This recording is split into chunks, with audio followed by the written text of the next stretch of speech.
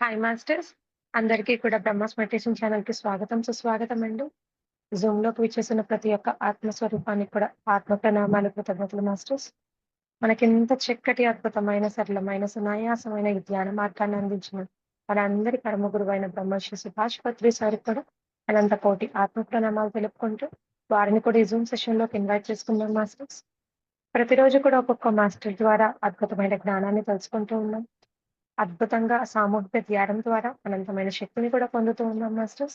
ఈరోజు ఆ అద్భుతమైన జ్ఞానాన్ని అందించడానికి మనతో భీమవరం నుంచి విజయలక్ష్మి మేడం గారు మన జూమ్ సెషన్‌లోకి వచ్చేస్తున్నారు మాస్టర్స్. మేడంని సగర్వంగా మన జూమ్ సెషన్‌లోకి ఇన్వైట్ చేసుకుందాం. ముందుగా ఈరోజు ఒక టాపిక్, భగవద్గీతలో ఒక 18 అధ్యాయాలున్నాయి. దాంట్లో రెండవ అధ్యాయమైన సాంఖ్య యోగం గురించి మేడం ఈరోజు ఒక టాపిక్, ఆ జ్ఞానాన్ని పొందుతాం మాస్టర్స్. దానికి మేడంని సగర్వంగా మన జూమ్ సెషన్‌లోకి ఇన్వైట్ చేసుకుందాం. మేడం, మీకు బ్రహ్మాస్ మెడిటేషన్ ఛానల్‌కి స్వాగతం, సుస్వాగతం madam. Thank you so much madam. Over to you. Okay అమ్మా, థ్యాంక్ యూ. ముందుగా మనందరి గురువు గారు బ్రహ్మశ్రీ సుభాష్ పత్రి గారికి పాదాభివందనం చేసుకుంటూ, జూమ్ లో ఉన్న ఆత్మ బంధువులందరికీ కూడా నమస్కరిస్తూ ఈరోజు క్లాస్ ప్రారంభించుకుంటూ ఉన్నాం.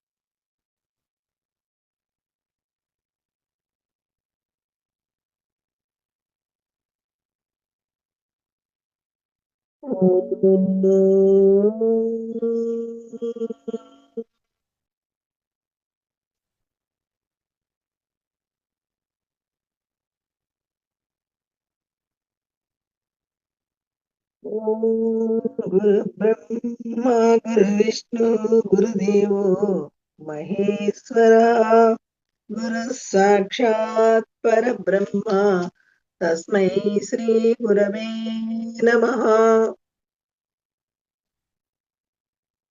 ఈరోజు మనం భగవద్గీతలో భగవద్గీత 18 అధ్యాయాలు. మొదటి అధ్యాయం అంతా కూడా బోధ అనేది లేదనమాట. జీవుని యొక్క గోలే తప్ప అక్కడ దేవుని మాటలేమో బోధ అంటారు, జీవుని మాటలేమో దుఃఖం అంటారు. దుఃఖంతో కూడిందే తప్ప అక్కడ ఆనందకరమైన మాట ఇక్కడ కనిపించదు. మధ్యన విషాద యోగం, అందుకని అక్కడ బోధ లేదనమాట. సాంఖ్యయోగములో పరమాత్మ నోటి నుండి వచ్చే మాటల్ని బోధ అంటారు తప్ప మామూలుగా ఈ అనృత జడ దుఃఖాలతో వచ్చిన మాటలన్నీ కూడా బోధగా పరిణమించవు అనమాట. అలా సాంఖ్యయోగంలో పరమాత్మ వచ్చాడు, ఎంటర్ అవడం జరుగుతుంది. ఓం శ్రీకృష్ణ పరబ్రహ్మణే నమః. శ్రీమద్భగవద్గీత అథ ద్వితీయోధ్యాయః సాంఖ్యయోగః. సంజయ ఉవాచ తం తథా కృపయావిష్టం అశ్రుపూర్ణాకులేక్షణం విషీదంతమిదం వాక్యం ఉవాచ మధుసూదనః. సంజయుడు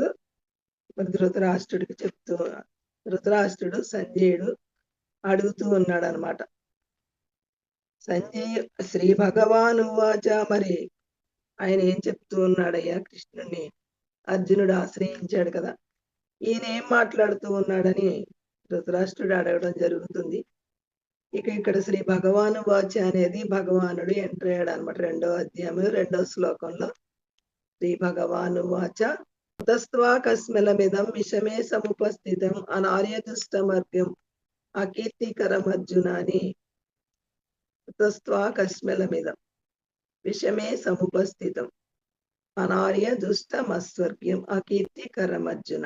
ఏంటయ్యా మరి, నువ్వు నా దగ్గరికి వచ్చినప్పుడు దుర్యోధనుడు కూడా వచ్చాడు, మీరిద్దరూ వచ్చారు. ఇరువురు కూడా ఒకరేమో తల దగ్గర కూర్చున్నారు, మరి ఒకరేమో కాళ్ళ దగ్గర కూర్చున్నారు. ధర్మబద్ధంగానే ఉంది నీ రాక, నీ మాటలు కూడా మరి చక్కగా బానే వచ్చావు. క్షత్రియుడిలాగే రావడం జరిగింది. క్షత్రియుడి ధర్మాన్ని కూర్చోవడంలో కూడా చూపించావు. ఆ వినయ విధేయతలు అలా ఇక్కడికి వచ్చిన తర్వాత ఏమైపోయిందయ్యా మీరు నీ ధైర్య సాహసాలు అని అడగటం జరుగుతుందన్నమాట. మరి నువ్వు క్షత్రియుడు కదా, యుద్ధం చెయ్యను అంటావేంటి ఇప్పుడు అని అడుగుతాడు. యుద్ధం అనేది క్షత్రియ ధర్మము. మరి పురుషుడేమో దుఃఖించకూడదు, నువ్వు దుఃఖిస్తూ ఉన్నావు. 2 దోషాలు జరుగుతున్నాయి ఇక్కడ. ఒకటి, పురుషుడు దుఃఖించకూడదు, దుఃఖిస్తూ ఉన్నావు. మళ్ళీ క్షత్రియుడు యుద్ధం చెయ్యాలి, ధర్మం అది అని యుద్ధం చెయ్యను అంటూ ఉన్నావని తర్వాత నెక్స్ట్ శ్లోకం ఏమన్నారంటే క్లైభ్యమాస్మకమః పార్థ నైతత్వయుపపద్యతే క్షుద్రం హృదయ దౌర్బల్యం త్యక్తోత్తిష్ట పరంతప. అర్జున ఉవాచ, ఎందుకయ్యా ఏడుస్తూ ఉన్నావు? క్లైభ్యమాస్మకమః పార్థ అంటే క్షుద్రం హృదయ దౌర్బల్యం, మరి త్యక్తోత్తిష్ట పరంతప అన్నారంటే నీకు ఈ దౌర్బల్యం ఎక్కడి నుంచి వచ్చింది? మన ఇంటా వంట లేని మాటలు భావాలు ఎలా వస్తున్నాయి? నువ్వు వీరాది వీరుడు, ఒక బాణంలో త్రుటిలో ప్రపంచాన్ని జయించగల వీరాది వీరుడు అయ్యుండి ఇక్కడికి వచ్చిన తర్వాత ఈ దుఃఖానికి మరి అర్థం ఉందా? అసలు ఆ సిగ్గుగా అనిపిస్తుంది నాకు. నిన్ను చూస్తూ ఉంటే నా స్నేహితుడు అని అలా ఊహించడం కూడా నాకు చాలా సిగ్గు అనిపిస్తుంది అని మాటలు మాట్లాడతాడు అనమాట. క్షుద్రం హృదయ దౌర్బల్యం త్యక్తోత్తిష్ట పరంత క్లైభ్యం మాస్మగమః అన్నాడు కదా. క్లైభ్యం అంటే మరి నపుంసకత్వం అన్నమాట సంస్కృతంలో. నైతత్వయుపపద్యతే, నీకు ఈ యొక్క నపుంసకత్వం ఎక్కడి నుంచి వచ్చింది? నువ్వు పురుష సింహానివి కదా, మరి ఆ నపుంసకత్వమైన మాటలు ఎలా మాట్లాడుతూ ఉన్నావు? ఎందుకు మాట్లాడుతూ ఉన్నావు? ఎందుకు ఎలా అయిపోయావని అడగటం జరుగుతుంది.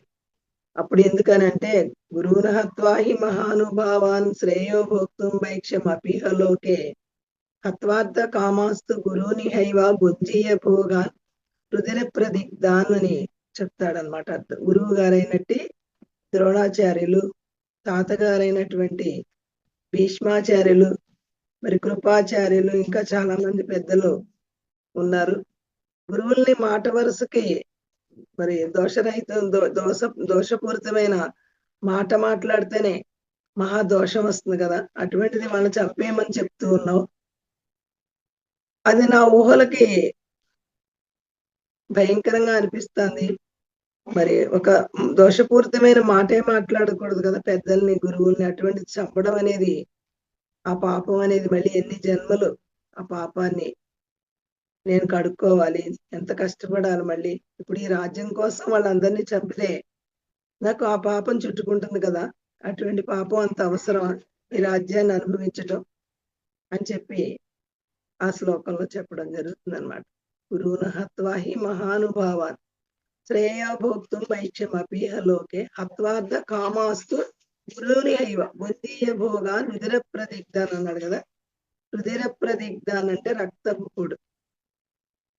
ఈ రక్తపు కూడు మరి వాళ్ళంతా మరణిస్తే 18 అక్షోణీయుల సైన్యం కూడా మరణిస్తారు కదా, వాళ్ళంతా మరణిస్తే వచ్చిన రాజ్యం అంత అవసరమా?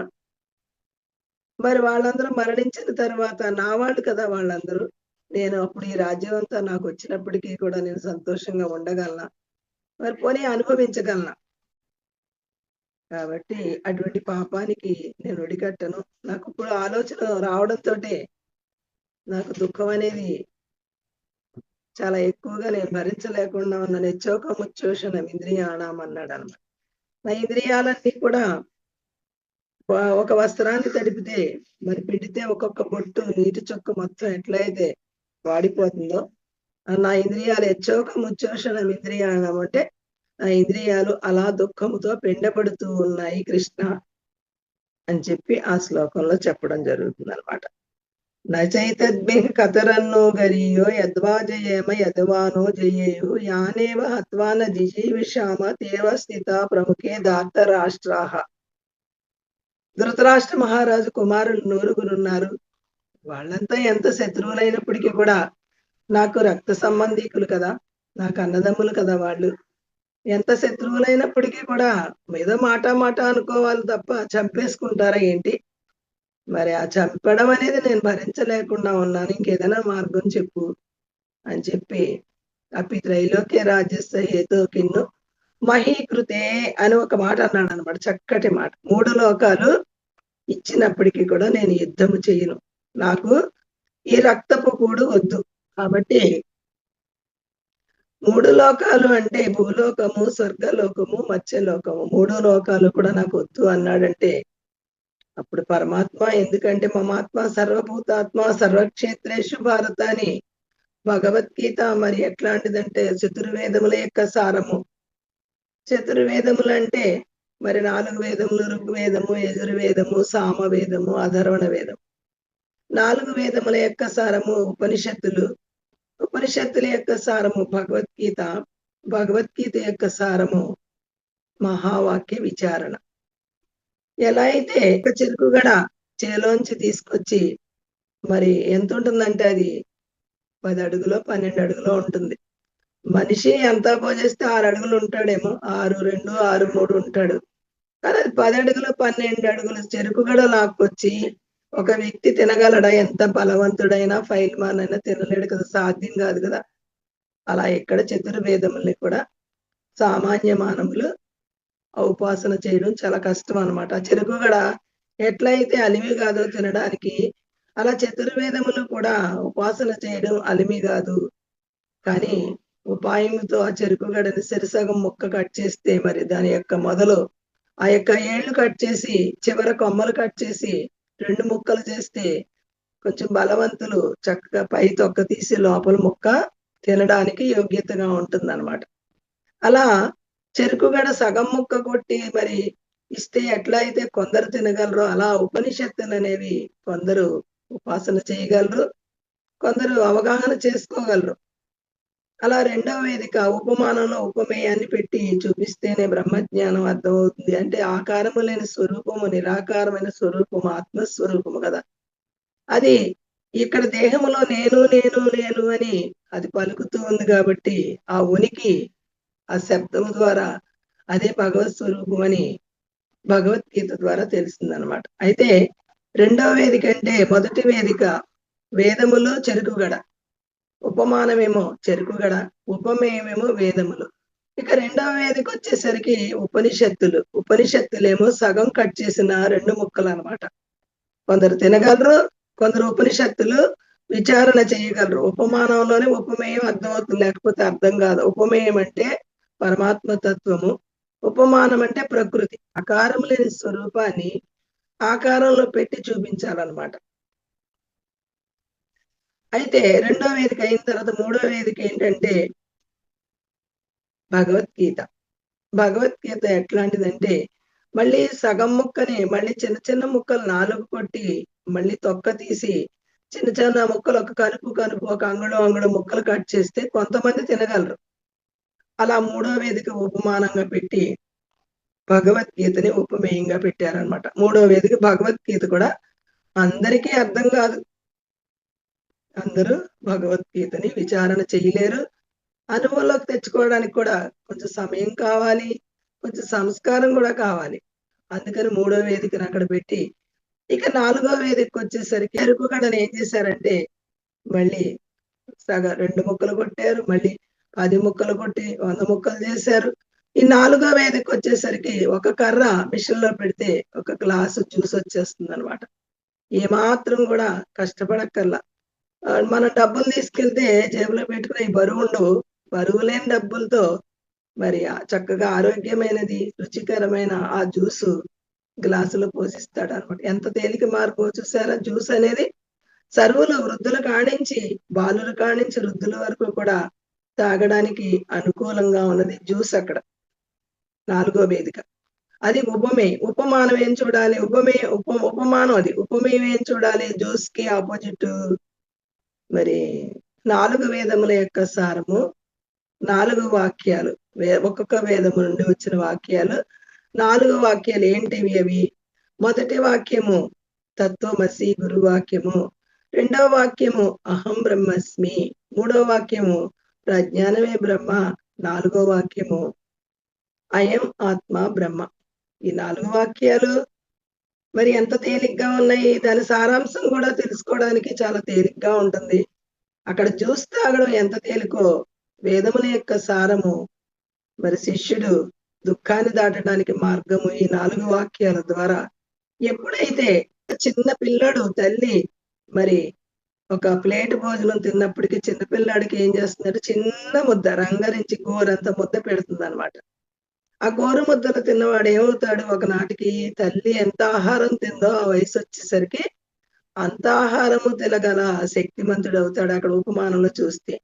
అలా ఇక్కడ కూడా ఈ మహావాక్య విచారనేది ఎవరైతే గురుముఖత శ్రద్ధావాన్ లభతే జ్ఞానమని శ్రద్ధ ఉండి మరి భక్తి ఉండి నమే భక్త ప్రణశ్యతి అని చెప్పారు. భక్తి ఉండి పరమాత్మ మీద భక్తి అన్నమాట. అంటే ఒక విగ్రహం మీద కాదు, లేకపోతే ఒక ఏదో తీర్థయాత్రల మీద కాదు, ఒక వ్యక్తి మీద కాదు.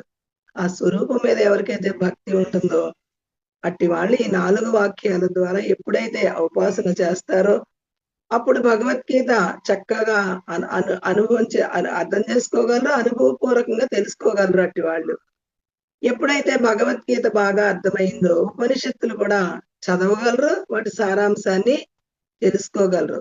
ఎప్పుడైతే ఉపనిషత్తులు బాగా అర్థమైనయో వేదములు కూడా చక్కగా అర్థమవుతాయి అన్నమాట. అంత మరి ఎక్కడి నుంచి స్టార్ట్ చేయాలంటే చిన్న పిల్లాడు ఎలా అయితే గోరుముద్దలతో స్టార్ట్ చేశాడో అలా ఇక్కడ కూడా శిష్యుడు అనేవాడు ఏం చేయాలంటే ఆ మహావాక్య విచారణ ద్వారా ఆత్మతత్వంలోకి ప్రవేశిస్తే చక్కగా మరి శోకముతో ఉన్న శిష్యుడు శోకాన్ని దాటి ఆనంద స్వరూపుడు జన్మరహితుడుగా కర్మరహితుడిగా ఎదుగుతాడనమాట. అలా అర్జునుడు కూడా అలాగే జరిగింది. తత్ అంటే అది, త్వం అంటే నీవు, అసి నాయన అది నువ్వే అయ్యే ఉన్నావు అని గురువాక్యము చెప్పారనమాట. చెప్తే శిష్యుడు అహం బ్రహ్మస్మి అన్నాడు అనమాట. అంటే ఆ బ్రహ్మస్వరూపాన్ని నేనే అయ్యున్నానా, భగవంతుడు ఎక్కడో ఉంటాడు, ఎలాగ ఉంటాడో తెలియక, ఏం చేస్తాడో తెలియక కొట్టుమిట్టాడుతూ ఉన్న శిష్యుడు ఓహో అది నేనే అయ్యున్నానా అని ఎంతో ఆనందంతో పలికాడు అనమాట. రెండో వాక్యం. మూడో వాక్యం ఏంటి? ప్రజ్ఞానమే బ్రహ్మ. ప్రజ్ఞ అంటే తెలివి. తెలివి అంటే మరి లోకంలో వాడు చాలా తెలివి గలవాడు అంటారనమాట. మరి విమానాన్ని నడపడం, మరి చంద్రమండలానికి వెళ్ళడం అటువంటి తెలివి కాదిది. ఆ తెలివి వేరు, ఈ తెలివి వేరు. తెలివి అంటే తెలివిని తెలుసుకునే తెలివి. అది కూడా తెలివే. మరి చంద్రమండలానికి వెళ్ళడం, రాకెట్ నడపడం, విమానం నడపడం తెలివే. కానీ ఆ తెలివిని తెలుసుకునే తెలివి ఒకటి ఉందని మన తల్లిదండ్రులు మనకి బోధించలేదు. అందుకనే మనకు దుఃఖం వచ్చింది. మరి తెలివిని తెలుసుకునే తెలివికి దుఃఖం లేదు. దాని యొక్క లక్షణాలు ఏంటంటే సత్తు, చిత్తు, ఆనంద లక్షణాలు. సత్ అంటే త్రికాలాల యందు మార్పు లేని స్వరూపము. చిత్ అంటే మరి వెష్టి దేహంలో దేహాదీంద్రియాన్ని ప్రకాశిస్తూ ఉంది. వీటికి ప్రకాశం లేదు.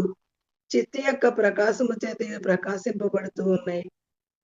ఆనందం అంటే మరి ఆత్మ యొక్క ఆనందమే నిజమైన ఆనందం తప్ప ఇవన్నీ బాహ్యమైన ప్రకృతి ఆనందాలు క్షణికమైన ఆనందాలు అన్నమాట. ఇవి శాశ్వతమని యథార్థమైన ఆనందము కాదు. ఇవి ఆత్మ యొక్క లక్షణాలు అని ఆత్మ తెలియకే మరి అర్జునుడికి దుఃఖం వచ్చింది. దేనికి దుఃఖం వచ్చింది? అనాత్మకి దుఃఖం వచ్చింది. ఆత్మ యొక్క లక్షణాలు ఏంటి? సత్తు, చిత్తు, ఆనంద లక్షణాలని. సత్ అంటే త్రికాలాల యందు మార్పు లేనిదని, చిత్ అంటే ప్రకాశించేది అని, ఆనందం అంటే కించిత్వాది ఆనందాలు కాదు, అది శాశ్వతమైన ఆనంద స్వరూపమే, దాని స్వభావమే ఆనందమని. చెరుకు తీపి ఎట్లాగో వేపకి చేదు ఎట్లాగో వేపాకులో మళ్ళీ చేదు కలపాల అవసరం లేదు కదా, మరి చెరుకులో తీపి కలపాల అవసరం లేదు కదా. అలా ఇక్కడ ఆత్మానందం అనేది దానికి ఈ యొక్క సంసారము యందు మరి పెళ్లి చేసుకుంటే వచ్చే ఆనందము, సంపదలు వచ్చే ఆనందము, బిడ్డలు పుడితే వచ్చే ఆనందము లాంటిది కాదది. ఇవి చిన్న చిన్న ఆనందాలు. దాని యొక్క ఛాయ అప్పుడప్పుడు వెలుగుతూ ఉందన్నమాట, మెరుస్తుందన్నమాట. ఒక మెరుగున పురుగు ఉంటుంది కదా, చిన్న మినుగుడు పురుగు. మరి దాని దగ్గర పెట్టుకుని మనం పుస్తకాలు చదవగలమా? లేకపోతే ఆ యొక్క వెలుతురులో వంట చేసుకోగలమా? అలా ఇక్కడ మన యొక్క ఆనందం అనేది అలా కించిత్వాది ఆనందాలు. ఆనందం యొక్క ఛాయని మనం అనుభవిస్తూ ఉన్నాం తప్ప నిజమైన ఆనందం మనం టచ్ చేయలే. ఇప్పుడు మనకు తెలియదు అసలు దాన్ని. మనం అదే అయ్యున్నాం. అయ్యి ఉన్నప్పటికీ కూడా దాన్ని మరవడం ఎట్లా జరిగిందో చూడాలన్నమాట. ఎందుకంటే కొన్ని కోట్ల జన్మలు అయిపోయింది. బహూనాం జన్మనామంతే జ్ఞానవాన్ మాం ప్రపంచతే వాసుదేవ సర్వమితి సమహాత్మ సుదుర్లభ అన్నారు. అనేక కోట్ల జన్మలు అయిపోయింది మన యొక్క ఆనంద స్వరూపాన్ని మనం మర్చిపోయి. మరి దేంతో తాదాప్యము చెందాము మనం? దేని యందు ఉంటూ ఉన్నామంటే అనాత్మతో తాదాప్యము చెంది అనాత్మ ఆనందాన్ని అనాత్మ యొక్క లక్షణాలే సత్యం అనుకుని దానిలోనే పుట్టి దానిలోనే పెరిగి దానిలోనే మరణిస్తూ ఉన్నాం. మన పెద్దలు కూడా మన పెద్దలు అట్లానే పుట్టి పెరిగి మరణించారు. వాళ్ళ పెద్దలు కూడా అట్లానే పుట్టి పెరిగి మరణించారు. మనం కూడా అట్లానే పుట్టాం. మన బిడ్డలకు కూడా అదే నేర్పేశాం. మన జ్ఞానం తెలియనంత వరకు. కానీ ఇక్కడ రెండు ఎలాంటి చిత్తు జడ గ్రంథులు కలిసిపోవడం జరిగిందనమాట. చిచ్చడ గ్రంథి అన్నారు. ఈ చిచ్చడ గ్రంథి ఎప్పుడైతే కలిసిపోయిందో చిత్తు జడము కలిసిపోవడం వల్ల మరి దాని యొక్క లక్షణాలు దీనికి వచ్చేసాయి. దీని లక్షణాలు దానికి రావాల్సింది. అనాత్మ యొక్క లక్షణాలు ఆత్మకి ఆవరింపబడ్డాయి. ఎందుకంటే ఆ నిన్ను సాంగత్యం చేస్తే వాళ్ళు వీళ్ళు అవుతారని అంటారు కదా లోకంలో. మరి శూద్రుల సాంగత్యం చేస్తే శూద్ర భాష, బ్రాహ్మణుల సాంగత్యం చేస్తే బ్రాహ్మణ భాష ఎట్లా వస్తుందో ఒక 6 నెలలు చాలు. అటువంటిది కొన్ని కోట్ల జన్మల నుండి మరి ఆత్మ అనాత్మాదీంద్రియాల సాంగత్యం చేసి మరి అనాత్మ లక్షణాలు రావడంలో ఏమన్నా ఆశ్చర్యం ఉందా అంటే ఏమాత్రం ఆశ్చర్యం లేదనమాట. అది కరెక్టే. అందుకని ఇక్కడ మరి అర్జునుడు దుఃఖానికి నివారణోపాయం ఆలోచిస్తూ ఉన్నాడు కృష్ణ పరమాత్మ. ఎందుకంటే అతను చెప్పే మాటలు మరి కొంతవరకు అయితే అతను హృదయంలో తానే ఉన్నాడు కాబట్టి మమాత్మ సర్వభూతాత్మ అని హృదయ తిష్ఠితి సోర్జున అని అర్జునుడు హృదయంలో ఉన్నాడంటే రూపనామాలతో లేడు, స్వరూపముగా ఉన్నాడు, ఉనికిగా ఉన్నాడు కాబట్టి అతని యొక్క భావన అంతా కూడా ఇతనికి అర్థమయ్యి ఇతను మూడు లోకాలు కూడా వద్దు అంటూ ఉన్నాడంటే ఈయన పరలోకాన్ని కోరుకుంటున్నాడు. ఆత్మ సామ్రాజ్యానికి రారాజు కావాలని ఇతని భావన అని చెప్పి సర్లే మరి ఆ లోకాన్ని చూపిద్దాం, మరి అప్పుడు ఊరుకుంటాడేమో, దాంట్లో దుఃఖం లేదు కదా అని చెప్పి దుఃఖం లేని లోకాన్ని చూపిద్దామని చెప్పి దేనికి దుఃఖం వస్తుంది అనేది ఆ లక్షణాలు చెప్పడం జరుగుతుంది అక్కడ. అలా 2వ అధ్యాయం వచ్చేసరికి సాంఖ్యయోగము అన్నారు కదా. సాంఖ్యయోగము అంటే సంఖ్యలతో కూడినది అనమాట. ఈ యొక్క సంకుల సమరంలో మరి సాంఖ్యయోగం అనేది సంకుల సమరం అంటే ఇంద్రియాల యొక్క తాదాప్యముతో ఇంద్రియాలు అన్ని కలిపి వాటి స్వభావాలంటే రాకడ పోకడలు గలవి. మరి వాటి సాంగత్యం చేస్తే మరి మన జీవితం కూడా రాకడ పోకడ అయిపోతుంది అనమాట. రానిదొకటి పోనిదొకటి ఉంది కదా, పుట్టనిదొకటి పెరగనిదొకటి మరణించనిదొకటి ఒక వస్తువు ఉంది కదా, అదే నేను అని మన తల్లిదండ్రులు మనకు చెప్పలేదు, మనం కూడా తెలుసుకోలేకపోయాం అనమాట. అలా అర్జునుడు కూడా ఎంత విలుకాడైనప్పటికీ ఎంత తెలివిగలవాడు, మరి బాహ్య విద్యల్లో ఎంతో తెలివిగలవాడు. ఎంతో మంది మహాత్ములు అతనికి కొన్ని కొన్ని గిఫ్ట్లు కూడా ఇచ్చారనమాట. వజ్రాయుధమని అదని ఇదని దేవేంద్రుడు వాళ్ళని ఇచ్చినట్టుగా ఇక భాగవతంలో చెప్తారనమాట. అయితే మరి ఇతనికి ఇప్పుడు ఎలా అయితే ఒక కుక్క బొమ్మిస్తే ఆ పిల్లాడిని ఒకసారి బొమ్మిమ్మంటే ఇవ్వడు అనమాట. వాడికి ఏం చేయాలంటే మరి సైకిల్ బొమ్మిస్తే వాడు ఇవ్వడు. సైకిల్ కాదురా నాన్న, ఇది తొక్కాలి, కష్టపడాలి అని కారు బొమ్మిస్తే ఏం చేస్తాడు? కారు బొమ్మ ఇచ్చేస్తాడు, సైకిల్ బొమ్మ ఇస్తాడు. మళ్ళీ కారు బొమ్మ తీసుకోవాలంటే మనం దానికన్నా గొప్పదాన్ని చూపించాలి, ఫ్లైట్ బొమ్మ చూపించాలి. ఇది గాల్లో ఎగురుతుంది నాన్న, ఇది అసలు నడపాల్సిన పని లేదు, భూమి మీద నడవాల్సిన అవసరం లేదు, ఇది గాల్లో ఎగురుతుందంటే దాని విలువలు మనం చెప్పేసరికి అతనికి తెలియకపోయినప్పటికీ కూడా దానికన్నా గొప్ప వస్తువు చూపించేసరికి ఆ చిన్న వస్తువు ఎట్లా ఇచ్చేస్తాడో చిన్న పిల్లవాడు, అలా ఇక్కడ అర్జునుడి దుఃఖం పోగొట్టాలి అంటే మరి దుఃఖాన్ని దాటాలి అంటే ఏం చేయాలి?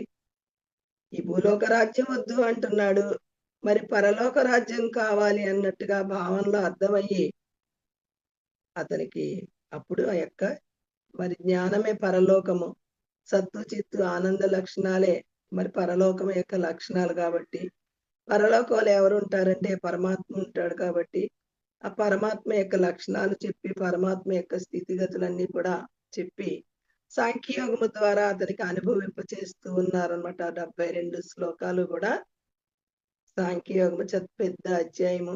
ప్రతి శ్లోకం కూడా ప్రతి శ్లోకములో ప్రతి లైను కూడా 4 పాదాలు కూడా ఆణిముత్యాలు.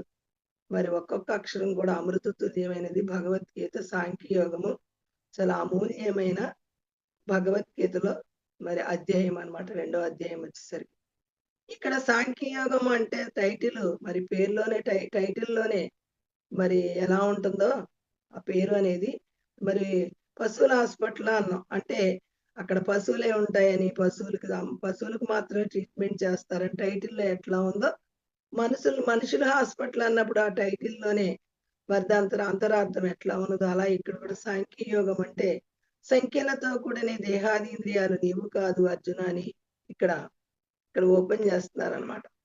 ఆర్ఎంపీ డాక్టర్లు మరి మనకి పెద్ద జబ్బులొస్తే మనకి లోపల ఏ క్యాన్సర్ గాని లేకపోతే ఏదన్నా ఉంటే వాళ్ళేం చేస్తారంటే వచ్చి మరి వాళ్ళకి ఫీజు తక్కువే.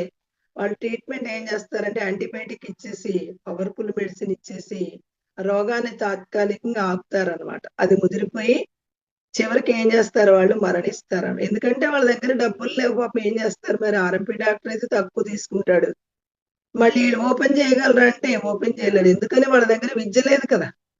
మరి విద్య గలవాడు ఎవరంటే ఎండీ ఉన్నాడనుకోండి అతను చక్కగా విద్య ఉంది కాబట్టి సర్జన్ కాబట్టి అతను మరి అన్ని టెస్ట్‌లు చేసి ఏ పార్ట్‌లో ఏ తేడా ఉందని చెప్పి దాన్ని ఖండిస్తాడనమాట. దుష్ట అవయవాన్ని ఖండించి మరి ఆ సరైన అవయవాన్ని అలా ఉంచి అతనికి ఆరోగ్యాన్ని ఇస్తాడు సర్జన్ అయితే. అలా ఇక్కడ శ్రీకృష్ణ పరమాత్మ సర్జన్ అన్నమాట. విషజే భవరోగిణాం విషక్కనే మందేసి భవరోగ నిర్మూలన చేసే మరి డాక్టర్ కాబట్టి ఇక్కడ ఎండీ అన్నమాట. స్పిరిచువాలిటీలో ఎండీ కాబట్టి శ్రీకృష్ణ పరమాత్మ ఇతను దుఃఖ నివారణ చేయాలంటే కరెక్ట్ అయిన డాక్టర్ చేతిలో పడ్డాడన్నమాట. ఇక్కడ ఆపరేషన్ జరుగుతుంది ఇప్పుడు. ఎట్లాగంటే ఓపెన్ చేయాలి మొత్తం. నఖశిఖ పర్యంతము కూడా అణువణువు కూడా ఆత్మస్వరూపం ఉంది. నఖ అంటే మరి గోరు, శిఖ అంటే మరి జుట్టు అన్నమాట. ఆ యొక్క పరమాత్మ వ్యాపించి ఉన్నాడు. వ్యాపక స్వరూపము కదా నేను అనేది. మరి మనకు తెలియకుండా మరి మన అనంతమైన సృష్టికర్తలు అని మర్చిపోవడం జరిగింది కాబట్టి మత్త స్మృతి జ్ఞానం అపోహనంచ అన్నారు కదా! మరుపు వచ్చేసింది కనుక మళ్ళీ ఆ మరుపుని తెలియపరచడమే భగవద్గీత యొక్క సారాంశం, వేదముల యొక్క సారం. ఈ సాంఖ్యయోగం అంటే 24 తత్వాలతో కూడిన ఈ దేహము ఇక్కడ ఓపెన్ చేస్తున్నారు ఈ దేహాన్ని. పరమాత్మ సర్జరీ జరుగుతుందన్నమాట ఇక్కడ. 5 జ్ఞానేంద్రియములు, 5 కర్మేంద్రియములు, పంచవాయువులు, పంచ తన్మాత్రలు, 4 అంతఃకరణ వృత్తులు. నా 5 జ్ఞానేంద్రియముల్లో నేను ఉందో నాది ఉందో చూసుకోమని ఒక్కసారి అతనికే పరీక్ష పెడితే నా కన్ను, నా ముక్కు, నా నోరు, నా చర్మము, నా చెవులు అన్నాడు తప్ప కన్ను నేను మరి నేను, చెవి నేను, నోరు నేను, ముక్కు నేను, కళ్ళు నేను అనలా. నావి అన్నాడన్నమాట. సరే 5 పక్కన పెట్టుకుందాం ఒక లెక్కది. 5 పక్కన పెట్టిన తర్వాత అతని చేతే నావి అనిపించాడు తప్ప ఇతనేమి నావి అని చెప్పలేదు. అతనే అన్నాడు నావి అని.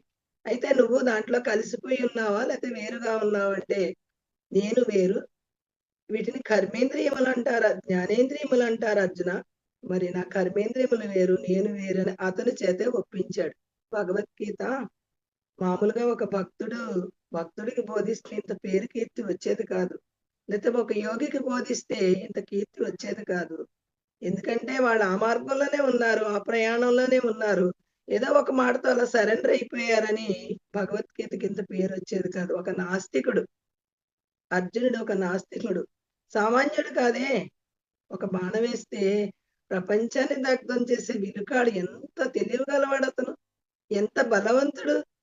మరి అట్టి వాణ్ణి ఒప్పించాలంటే మరి యథార్థం మాట్లాడాలి. ప్రాక్టికల్‌గా చూపించాలి. లేతే ఒప్పుకోడతను. అందుకనే భగవద్గీతకి ఇప్పటి వరకు మరి చెక్కు చెదరకుండా అంత గొప్పతనం అనేది అలా వచ్చింది. ఎవరితో పెట్టుకున్నాడు సాంగత్యం పరమాత్మ? నారాయణుడు ఎటువంటి నరుడు? సామాన్యమైన నరుడు అర్జునుడు. ధీరుడితో పెట్టుకున్నాడన్నమాట. అందుకని చాలా కరెక్ట్‌గా పలకాలి. ఏమాత్రం తేడా వచ్చినా ఒప్పుకోడతను. అందుకని చాలా తెలివిగా మాట్లాడడం జరుగుతుంది పరమాత్మ. వీరితో మామూలుగా పలకకూడదు. ఎక్కడ ఏమాత్రం ఏ మూల కొంచెం తేడా వచ్చినా పట్టేసుకుంటాడని చాలా జాగ్రత్తగా నాది నేను అనేది వేరు చేసి అక్కడ పెట్టించి, మరి 5 అయిన తర్వాత జ్ఞానేంద్రియములకు అయిన తర్వాత కర్మేంద్రియములు 5 అర్జున. కర్మేంద్రియములంటే వాక్కు, పాణి, పాదము, ఉపస్థ, వాయువు అన్నారనమాట. ఎందుకంటే సంస్కృత భాషలో చెప్పుకుంటేనే ఆత్మ యొక్క మరి బోధ అనేది సంస్కృతంలో చెప్పుకుంటేనే దానికి అందం వస్తుందన్నమాట. ఆనందం కూడా వస్తుంది. తెలుగులో చెప్పుకుంటే మళ్ళీ దాని క్వాలిటీ తగ్గిపోయినట్టుగా ఉంది. ఎలాగంటే కాలు, చెయ్య అనే చెప్పుకోవచ్చు. అలా కాకుండా మరి వాక్కు అంటే శబ్దము, పాణి అంటే చెయ్య, పాదం అంటే కాలు, ఉపస్థాపాయువు అంటే మలమూత్ర విసర్జనలు 2 ఇంద్రియాలు. ఈ 5 కలిపి కర్మేంద్రియములు అంటారు అర్జున. 5 జ్ఞానేంద్రియాలు పక్కన పెట్టుకున్నావు కదా నీవే అని ఒప్పుకున్నావు కదా. వీటిల్లో ఏమన్నా నువ్వున్నావో నీవో చూసుకోమని అడిగితే అప్పుడు అర్జునుడు నా మాట వినరా అంటే మాట వేరు నేను వేరు, మరి నా చేత్తో నేను చేశాను అంటున్నాడు. నా చెయ్యి వేరు నేను వేరు, నా కాలుతో నేను నడిచాను, నా కాలు వేరు నేను వేరు. మలమూత్ర విసర్జనలు జరిగేవి 2 కూడా నేనే పాసిపోసాను అంటలా, నేనే నా నా నా నా మూత్రం అంటున్నాడు, నా మలం అంటున్నాడు తప్ప నేనే మూత్రము నేనే మలం అని అంటలా. అలా 5 కర్మేంద్రియములు కూడా అతని చేతే ఒప్పించి దాంట్లో మరి నావి తప్ప నేను కాదు అని పెట్టాడు. అక్కడ 10 అయినాయి. జ్ఞానేంద్రియములు కర్మేంద్రియాలు వలవడం జరిగింది. మరి ఓపెన్ చేస్తున్నాడు కదా, ఒక్కొక్కటి తీసి పక్కన పెట్టాలన్నమాట పార్ట్లన్నీ కూడా. జ్ఞానేంద్రియములు వలిసి కర్మేంద్రియములు వలిసి 10 ఇంద్రియాలను అక్కడ పెట్టి తర్వాత పంచవాయువులు వలవాల్సి వచ్చింది. ఒకే ప్రాణము ప్రాణ అపాన ఉదాన సమాన వ్యానవాయువులని 5 వాయువులుగా 5 రకాలుగా పనిచేస్తుంది ఒకే ప్రాణం. అయితే ప్రాణము నువ్వై ఉన్నావా, నీకన్నా వేరుగా ఉందా ప్రాణం అంటే? నా ప్రాణము నేను వేరు, ప్రాణం వేరు అతని చేతే ఒప్పించాడు. పంచ ప్రాణాలని కూడా అక్కడ పెట్టుకున్నారు 15 అయినాయి. ఇక పంచ తన్మాత్రలు అంటే శబ్ద స్పర్శ రూప రసగ్రంథాదులు. శబ్ద అంటే చెవి, స్పర్శ అంటే చర్మము, శబ్ద స్పర్శ రూపం అంటే చక్షు, మరి రసం అంటే నోరు, గంధం అంటే వాసన. ఇట్లా ముందు 5 జ్ఞానేంద్రియములు చెప్పుకున్నాం కదా, అవి ఇంద్రియాలు, అవి పనిముట్లు ఇంద్రియాలు అనమాట, సూక్ష్మమైన పనిముట్లు. ఇప్పుడు చెప్పుకున్న స్థూలమైన గూళ్ళు అనమాట. అంటే మనం ఇల్లు మారేటప్పుడు కబోర్డ్స్ ఎట్లా తీసుకెళ్ళమో, ఇంద్రియాలు పనిముట్లు ఎట్లా తీసుకెళ్ళిపోతామో, అలా ఇవి మరణించినప్పుడు స్థూల శరీరంలో ఉండిపోయే వాటిని ఏమన్నారు? తన్మాత్రలు అన్నారు. వాటిల్లో ఉన్న వస్తువులు ఏమన్నారు? మరి జ్ఞానేంద్రియాలు అన్నారు కదా. జ్ఞానేంద్రియాలు దీంట్లో ఇంద్రియాలు ఉన్నాయి, అంటే ఇవి గూళ్ళు అనమాట. ఈ గూళ్ళల్లో ఇంద్రియాలు. మనం కబోర్డ్స్ లో వస్తువులు పెట్టుకుని మనం ఇల్లు మారినప్పుడు ఎట్లా సామాను తీసుకుని వెళ్ళిపోతూ ఉన్నామో, అలా ఫస్ట్ చెప్పుకున్న జ్ఞానేంద్రియాలు తీసుకెళ్ళిపోతాం అనమాట శరీరం విడిచిపెట్టినప్పుడు. ఈ గూళ్ళు విడిచిపెట్టేస్తాం ఇక్కడ. కాబట్టి ఈ గూళ్ళని ఏమన్నారు? తన్మాత్రలు అన్నారు. కాబట్టి ఇవి ఏమన్నా నువ్వేమన్నా ఉన్నావు చూసుకో, నీవా లేతే నువ్వా అంటే ఇవి కూడా నావే తప్ప నేను కాదు అని అతని చేతే ఒప్పించి 20 ఇంద్రియాలను అక్కడ పెట్టారు. తర్వాత అంతఃకరణ వృత్తులు అంటే లోపల పనిముట్లు అనమాట. అంటే సూక్ష్మమైనవి. ఇవి కొంచెం స్థూలంగా ఉన్నాయి కానీ సూక్ష్మంగా అంతఃకరణ వృత్తులు అనేవి మనసు, బుద్ధి, చిత్తము, అహంకారం. మరి నా మనసు అన్నాడు తప్ప నేనే మనసు అనలా. నీకు బుద్ధి లేదురా అంటే అసలు నువ్వే బుద్ధి అని అనలేదు కదా. బుద్ధి వేరు నువ్వు వేరు అన్నట్టుగా పలుకుతూ ఉన్నాం కానీ మనం దాన్ని టచ్ చేయలే. ఎప్పుడు కూడా మన పెద్దలు టచ్ చేయలేదు, మనం టచ్ చేయలే, మన ఇరుగు పొరుగు కూడా టచ్ చేయలే. కానీ ఎంత బాగా తెలుస్తూ ఉంది, నా మనసు నేను వేరు మనసు వేరు, నా బుద్ధి బుద్ధి వేరు నేను వేరు, చిత్తము నా చిత్తం వేరు నేను వేరు, అహంకారం వేరు నేను వేరు అని ఇవి 4 అంతఃకరణ వృత్తులు అన్నారన్నమాట. అయితే ఎన్నైనా 24 తత్వాలైన. ఇప్పుడు ఆపరేషన్ మొత్తం పార్ట్లన్నీ ఊడదీయడం జరిగింది కదా. 24 తత్వాలు పక్కన పెట్టిన తర్వాత పరమాత్మ అడుగుతూ ఉన్నాడు అర్జునుడిని, మరి ఇవన్నీ కూడా పనిముట్లు కదా, ఇవన్నీ స్థూల సూక్ష్మాలు కలిపి మొత్తం 24 తన్మాత్రలు అయినాయి కదా. ఇంద్రియాలు మరి స్థూలమైన శబ్ద స్పర్శ రసగ్రంథాదులు, సూక్ష్మమైన ఈ 15 ఇవన్నీ కలిపి తన్మాత్రలు. అంటే స్థూల దేహంతో మాట్లాడినప్పుడు తన్మాత్రలు అన్నారు.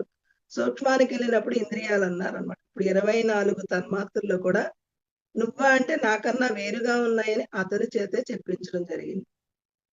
సరే, ఇవన్నీ మరి వీటిని ఏమంటారు? అనాత్మ అంటారన్నారు. అనాత్మ యొక్క లక్షణాలేంటి? అనృతము, జడము, దుఃఖము. అనృతం అంటే అబద్ధము. జడం అంటే ఒక కొయ్య లాంటిది, ఒక రాతి లాంటిది.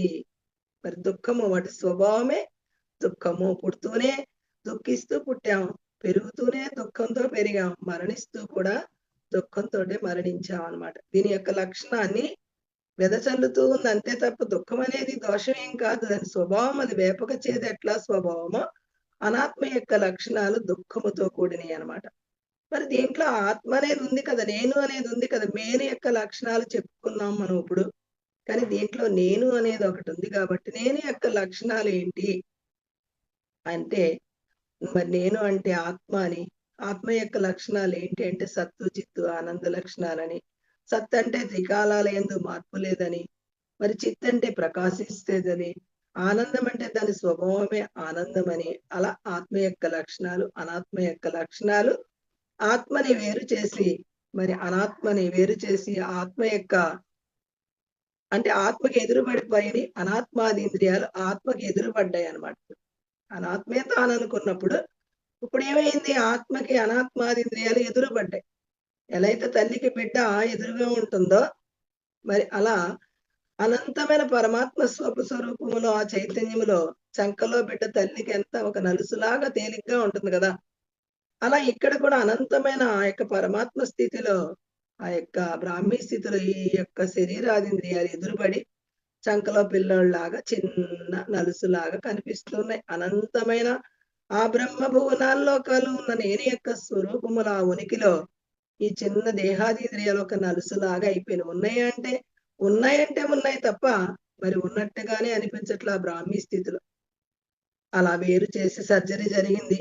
అన్నిటిని వేరు చేసి వాటి లక్షణాలు కూడా చెప్పడం జరిగింది. ఇప్పుడు దేనికి దుఃఖం వస్తాంది అనేది మరి దీంట్లో మళ్ళీ 4 చెప్పాల్సొచ్చింది. ఏంటంటే జనన మరణాలు నేనే పుడుతూ ఉన్నాను, నేనే మరణిస్తూ ఉన్నానని మనం పలుకుతూ ఉన్నాం. మన పెద్దలు కూడా అట్లానే పలికారు. మన ఇరుగు పొరుగు కూడా అట్లానే పలుకుతున్నారు. వాడు మరణించారు, వాడు చనిపోయారు. ఏది చనిపోయింది, ఏది పోయిందో, ఏది ఉందో తెలియకుండా మాట్లాడుతూ ఉన్నాం మనం. మరి శరీరము దీని యొక్క స్వభావం అంటే 24 తత్వాలు ఒలిసిపెట్టాం కదా. దీని స్వభావం ఏంటంటే దీంట్లో మరి జనన మరణాలేమో దేహం యొక్క ధర్మము. దేహం అంటే ఇది చూస్తే ఇప్పుడు 3.5 మూరలో 4.5 మూరలో ఉంది కదా. ఒక్కొక్క దేహం దానికి ఒక పేరు, రూపం ఉంది కదా. అయితే దాని యొక్క స్వభావం ఏంటంటే జననము, మరణము. శరీరం పుట్టింది తప్ప ఆత్మ పుట్టలేదని, మరి నేను అనేది మరణించదని, మేను అనేది దాని స్వభావం జనన మరణాలు. అది జననము, మరణం అంటే మరణం అంటే ఏంటి? వస్త్రాన్ని విడవడం అని చెప్పి చక్కగా ఎక్స్‌ప్లెయిన్ చేయడం జరిగింది. జాతస్య హి ధ్రువం మృత్యుః ధ్రువం జన్మ మృతస్య చ తస్మాదపరిహార్యార్థే నత్వం శోచితుమర్హసి అని. పుట్టినవాడు మరణిస్తాడు, మరణించిన వాడు మళ్ళీ పుడతాడు. దేనికి చావు అనేది ఆత్మకి జనన మరణాలు లేవని, అనాత్మాది ఇంద్రియాలకే జనన మరణాలని. అది మరణిస్తే నువ్వెట్లా మరణిస్తావు? నీ స్వభావము జనన మరణాలు కాదని మరి ఈ దేహం యొక్క లక్షణాలు చెప్పారక్కడ. దానికి జనన మరణాలని. ఇక సుఖ దుఃఖాలు ఉన్నాయి కదా. మన జీవన విధానంలో ప్రతి ఒక్కళ్ళు కూడా సుఖము, దుఃఖము అనుభవిస్తూ ఉన్నాం. జనన మరణాలు అనుభవిస్తూ ఉన్నాం. జనన మరణాల గురించి చక్కగా ఎక్స్‌ప్లెయిన్ చేయడం జరిగింది కదా. శరీరము పుడుతుంది, శరీరం పెరుగుతుంది, శరీరం నశిస్తుందని చక్కగా ఎక్స్‌ప్లెయిన్ చేశారు పరమాత్మ అర్జునుడి రూపంలో. మన ప్రపంచం అంతటికి సకల మానవాళికి కూడా మరి ఆ గ్రంథం ఉంది కాబట్టి ఇవాళ మనం ఇలా చెప్పుకోగలుగుతున్నాం. మనం ఎవరో తెలుసుకోగలుగుతున్నాం. మనం చక్కగా జన్మరాహిత్యాన్ని పొందుతూ ఉన్నాం అన్నమాట. కర్మ రహస్యాన్ని తెలుసుకుంటూ ఉన్నాం. ఆ గ్రంథం వల్లే కదా, భగవద్గీత యొక్క మరి వ్యాఖ్యానం వల్ల కదా ఇవాళ మనం ఇక్కడ ఇంత ఇంత గొప్పదాన్ని ఈ సమయంలో చెప్పుకుంటున్నాం అంటే కరెక్ట్‌గా ఇప్పుడు నిద్రపోయే టైం. ఎంతో నిద్ర కూడా చాలా బావుంటుంది కదా. దాన్ని మించింది కాబట్టి జ్ఞానము ఈ టైంలో దాన్ని కూడా పక్కన పెట్టి మరి ఈ సత్సంగం చేసుకుంటూ ఉన్నామంటే గొప్పదని తెలిసింది.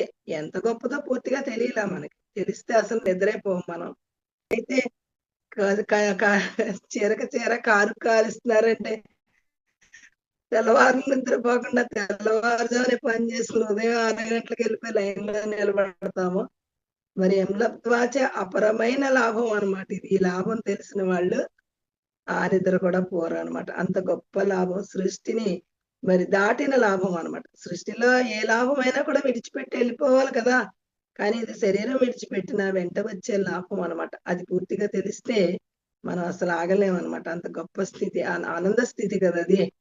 అలా ఇక్కడ జనన మరణాలనేవి దేహానికని, దేహికి కాదు అని, సుఖ దుఃఖాలు అనేవి మనసుకని, మరి నేను కాదు అని, మరి ఆకలి దప్పికలనేవి ప్రాణ స్వభావం అని, మరి నేను కాదు అని, నాకు జనన మరణాలు లేవు దేహానికని, నా దేహానికి నేను దేహము కాదు, మరి సుఖ దుఃఖాలు నాకు లేవు నా మనసుకున్నాయి మనసు నేను కాదు అని, మరి ఆకలి దప్పికలు నా ప్రాణానికి ఉన్నాయి ప్రాణము నేను కాదని అలా చక్కగా విడదీసి చెప్పారనమాట. చిన్న పిల్లోడికి తల్లి ఎంతో ఓర్పుతో సహనంతో మరి ఒక్కొక్కటి అద్దం చూపించి నాన్న ఇలా చూసుకోవాలి ముఖాన్ని సరి చేసుకోవాలి అద్దాన్ని సరి చేయకూడదని ఎట్లా చెప్తుందో మరి ఆ పిల్లాడు ఏం చేస్తాడు అద్దంలో ఇంకో పిల్లోడు ఉన్నాడని మరి గుద్దుతాడు అనమాట ఉమ్ము నూస్తాడు అనమాట. పక్షి కూడా ఏం చేస్తుంది ఇంకొక పక్షి ఉందని పొడుస్తుంది అనమాట. అలా ఒక పక్షిలాగా మరి ఒక పశువులాగా ఒక చిన్న పిల్లోళ్ళలాగా ఉన్నాం మనం నిన్నటి వరకుని. కానీ ఇవాళ అనాత్మాది ఇంద్రియాలు మరి అద్దంలో ముఖాన్ని సరి చేసుకోవాలని అద్దాన్ని సరి చేస్తే మన ముఖం ఎట్లా సరి అవుతుంది? అలా ఇక్కడ దేహాది ఇంద్రియాల్లో దేహి అనేది మన స్వరూపం అన్నమాట. అది నేను దాన్ని సరి చేసుకోవాలి. దాన్ని సరి చేసుకోవాలంటే మరి దేహం అనే అద్దములో నేను అనేది ప్రతిబింబిస్తూ ఉంది. మరి పశ్యన్ శృణ్వన్ సృశన్ జిగ్రన్ అస్నెన్ గస్నెన్ స్వపన్ స్వసన్ పలపన్ విసృజన్ గృహ్ణన్ నిమిషన్ నపి ఇంద్రియాణి ఇంద్రియార్థేషు వర్తంత ఇతి ధారయన్ అన్నారు కదా.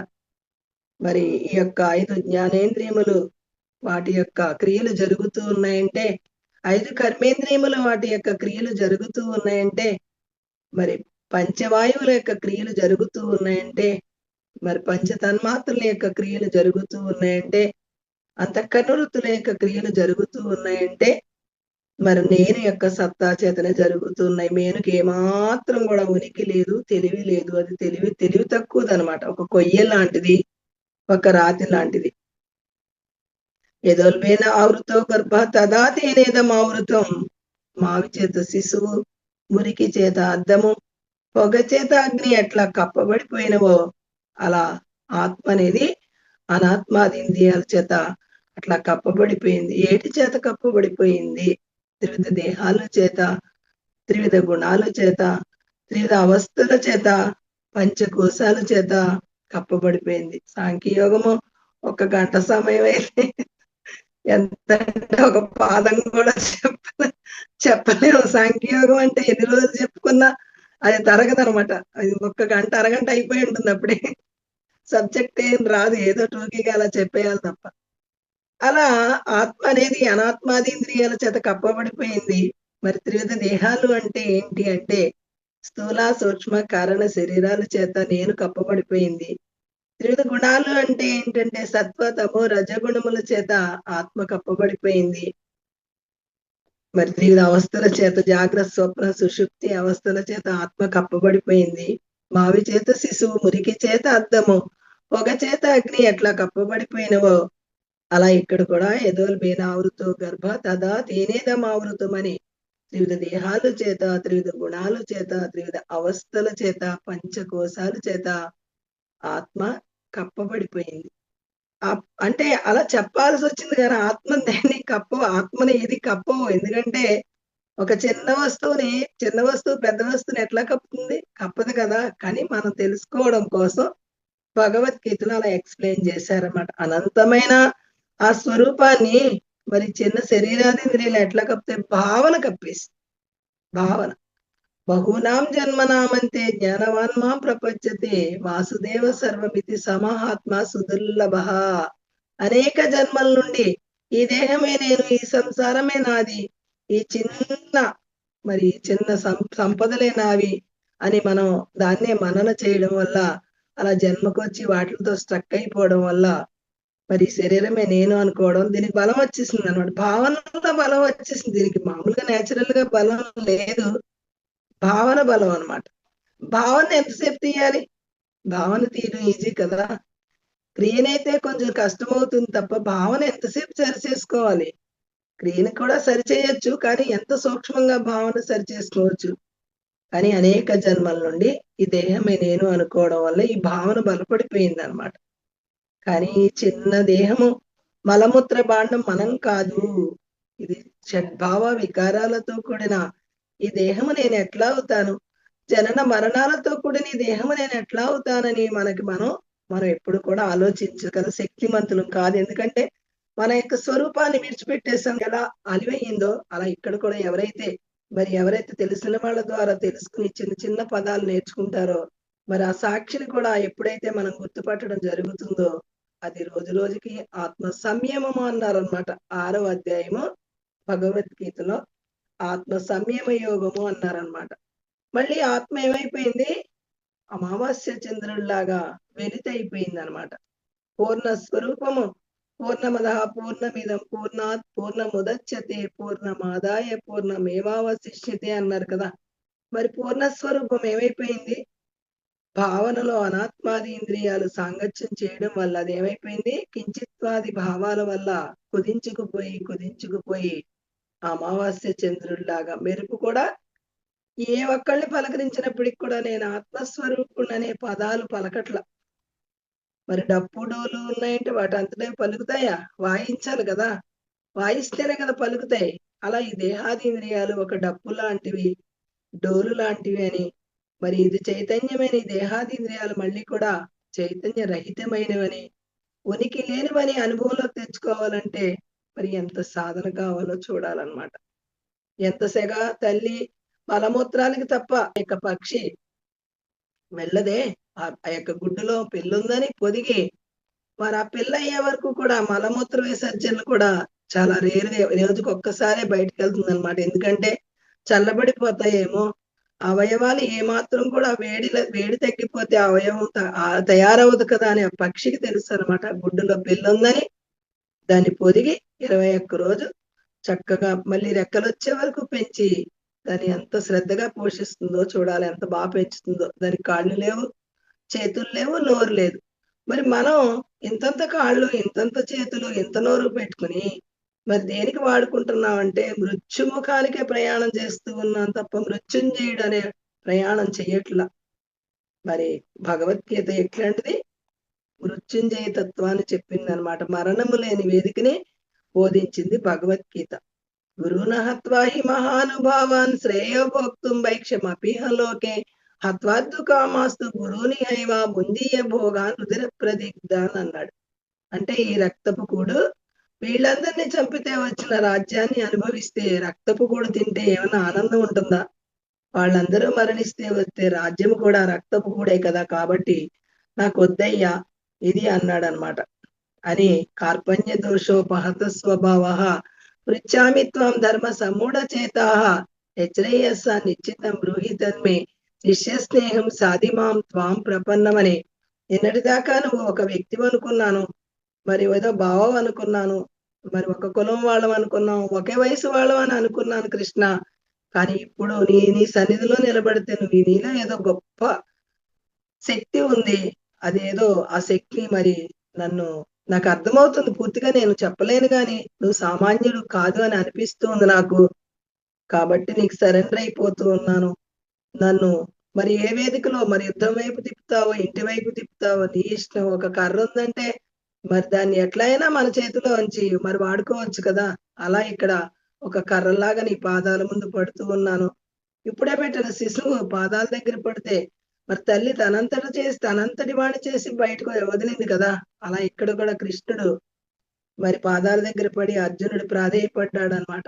ఎలా అన్నాడు? కార్పణ్య దోషోపహత స్వభావ పృచ్ఛామి త్వాం ధర్మ సమూఢ చేతాః హెచ్రేయస్స నిశ్చితం బ్రూహి తన్మే శిష్య స్నేహం సాధిమాం త్వాం ప్రపన్నం. అనేక దోషాల చేత కట్టబడ్డాను కృష్ణ. మరి నాకు ఇప్పుడు అసలు నేను ఒక వ్యక్తినన్నా మరి ఆ యొక్క భావన కూడా నేను మర్చిపోయాను. నాలో ఉన్న శక్తులన్నీ కూడా నిర్వీణ్యం అయిపోయినాయి. కాబట్టి నువ్వు ఎట్లా చెబితే అట్లా నేను నడుచుకుంటాను, నువ్వు ఏది చెయ్యమంటే అది నేను చేస్తాను అని సరెండర్ అయిపోయాడు. కాబట్టి మరి ఆ ఆత్మతత్వాన్ని బోధించడం జరిగిందనమాట. సాంఖ్యయోగం అంతా కూడా గుల్ల పిల్ల. మరి దీంట్లో పిల్లుందని, నేను అనే పిల్లుందని మరి ఇక్కడ శబ్దాలు చేత పొదిగారనమాట. అదేమో పక్షి రెక్కలతో పొదిగింది. పొదిగితేనేమో లోపల ఉన్న పిల్ల తయారై చక్కగా గొల్లవేరు పిల్లవేరు ఎట్లా అయిందో అలా సాంఖ్యయోగం అంతా కూడా శబ్దాలతో పొదిగాడు పరమాత్మ. పొదిగినప్పుడు ఇక్కడ నేను అనే పిల్ల వేరుపడిపోయి పేను అనే గొల్ల వేరుపడిపోయింది అనమాట. నేనుకు గొల్ల ఎదురుపడ్డది. మరి నేనేమో ఉనికితో కూడింది, నేనేమో లేమితో కూడింది. అయితే అక్కడ పక్షి గుడ్డులో ఉన్న పిల్ల వేరుపడ్డ తర్వాత గొల్ల పోషణ లేదు, అక్కడ గొల్ల పారేయచ్చు, పిల్ల పోషణ ఒకటే. మానవేతర జీవులు ఏమైనప్పటికీ ఒక్క పోషణే, పిల్ల పోషణే తప్ప గొల్ల పోషణ ఉండదు అనమాట. కానీ ఇక్కడ రెండు పోషణలు, గొల్ల పోష ఉండాలి, పిల్ల పోష ఉండాలి. ఏంటి గొల్ల పోష అంటే దేహాది ఇంద్రియాలకి మరి ఆహార విహారాలు అవన్నీ కూడా మరి చెయ్యాలి. ఈ పిల్ల మరి అనుభవంలోకి రావాలి, నేను అనంతుణ్ణి అని ఎప్పుడైతే ఆ భావనలో బలపడాలి అంటే గొల్లుండాలిగా. దేహము లేనిది దేహం ఎట్లా ఉంటుంది? అలా క్షేత్రము లేనిదే క్షేత్రజ్ఞుడు ఎట్లా ఉంటాడు? క్షేత్రం కావాలి కదా. మరి కాశీ క్షేత్రము కాదు, లేకపోతే మరి తిరుపతి క్షేత్రం కాదు. మనం ఉన్నదే క్షేత్రం, మన శరీరమే మనకి క్షేత్రం.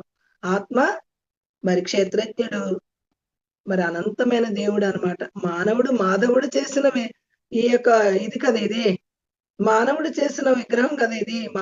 మానవుడు చేసిన విగ్రహం పలుకుతుందా అంటే ఎంత గొప్ప క్షేత్రమైన క్షేత్రజ్ఞుడు పలుకుతాడు అంటే పలకడు కదా. మరి ఇక్కడ ఈ క్షేత్రజ్ఞుడు పలుకుతాడు అనమాట. మాధవుడు చేసిన క్షేత్రం కాబట్టి ఈ క్షేత్రజ్ఞుడు పలుకుతాడు. మనం ఎన్ని విగ్రహాలు చేసినప్పటికీ ప్రాణం పోయగలమా? పొయ్యలేమనమాట.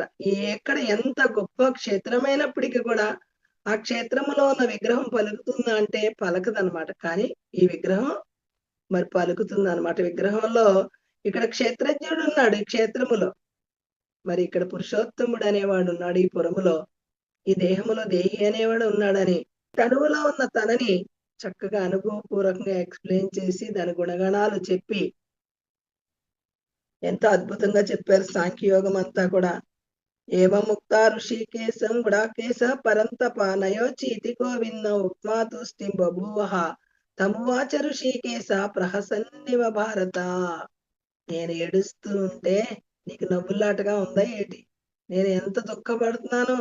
ఇంతమంది మరణిస్తారు నా కారణంగాని, నాకు దుఃఖం వస్తుంటే వాళ్ళందరి మరణం నీకు నవ్వులాటగా ఉందా ఏంటి అని ఎటకారంగా మాట్లాడుతున్నావు. ఎంత భావమధ్యులైతే మాత్రం ఇప్పుడు ఎటకారాలకు సమయం అని చాలా కొంచెం కోప్పడ్డాడు అనమాట అర్జునుడు.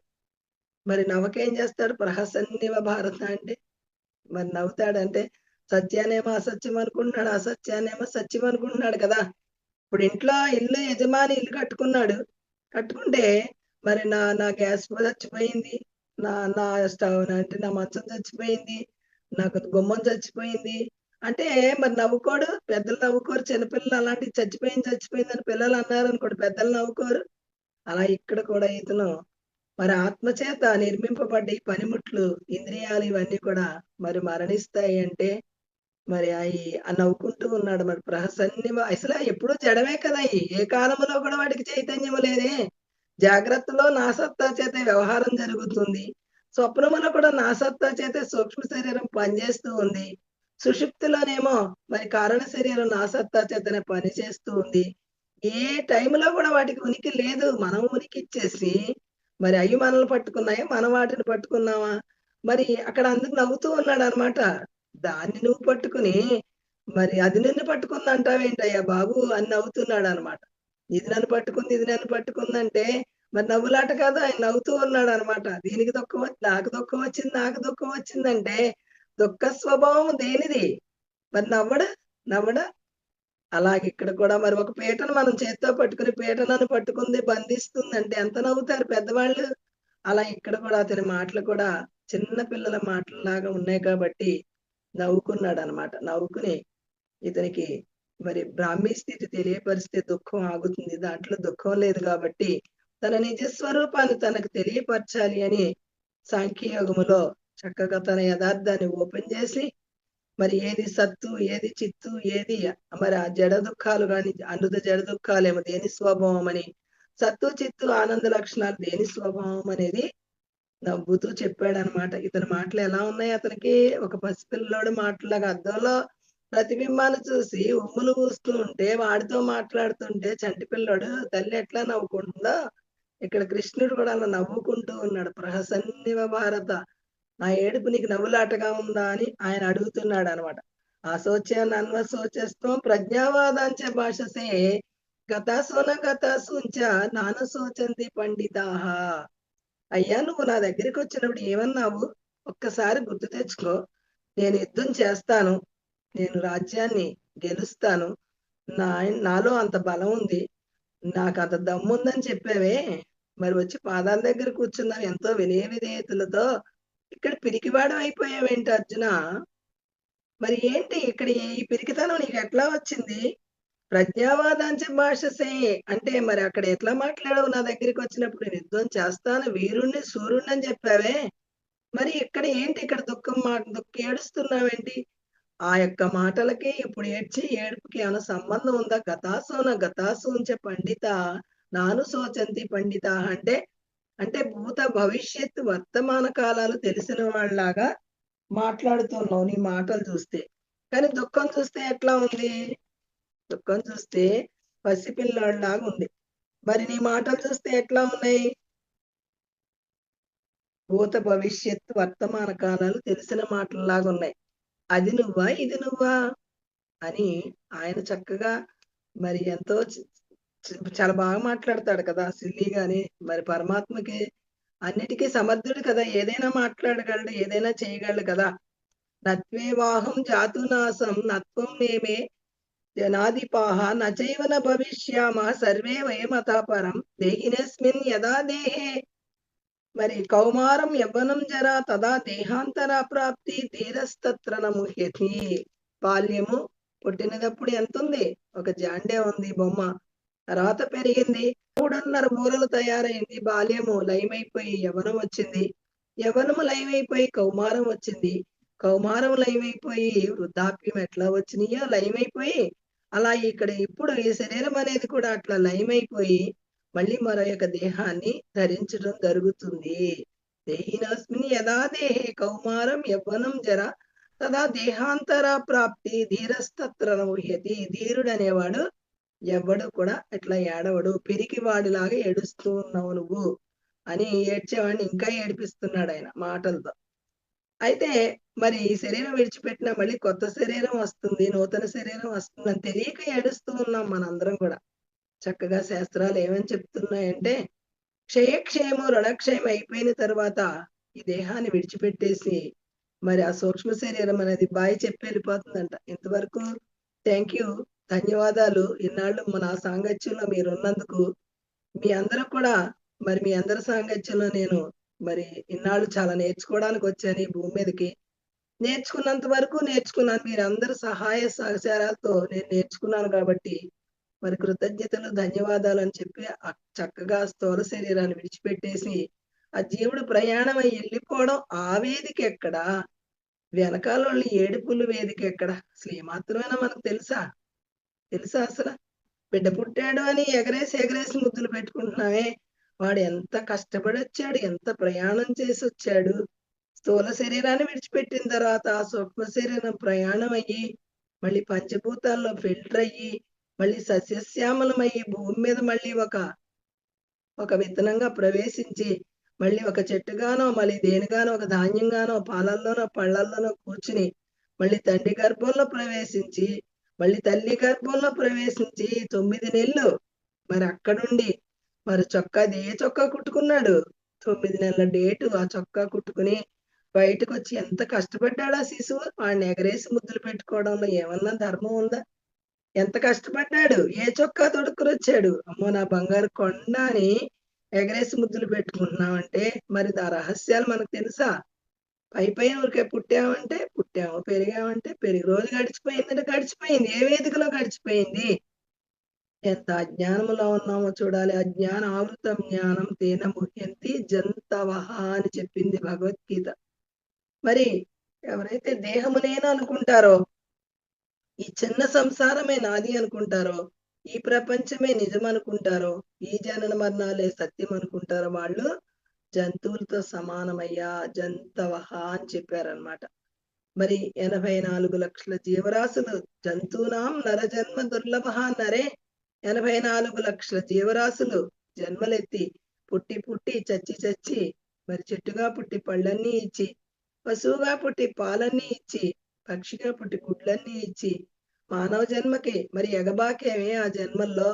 మరి మానవ జన్మకు వచ్చిన తర్వాత మాధవ జన్మకి ఎందుకు ఎగబాకట్లేదో మనం ప్రశ్న పెట్టుకోవాలి.